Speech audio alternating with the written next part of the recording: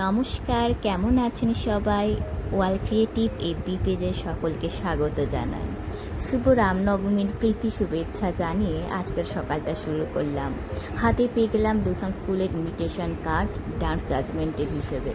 তো আর দেরি না করে ব্লুসাম স্কুলে বেরিয়ে পড়লাম।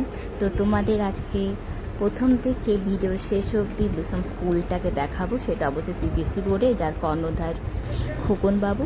তো ওনার স্কুলটাতে ঘুরে দেখা যায়। তো ঢুকেই দেখলাম দারুণ একটা স্কুল শুরু হয়ে গেছে।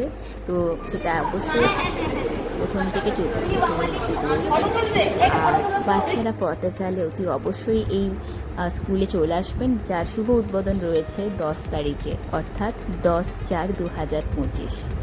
তো এই হচ্ছে স্কুলটা ঘুরালাম। যার কর্ণধারকে বলেছিলাম ইনি হচ্ছেন হেড, ইনার সাথে কন্ট্যাক্ট করবেন।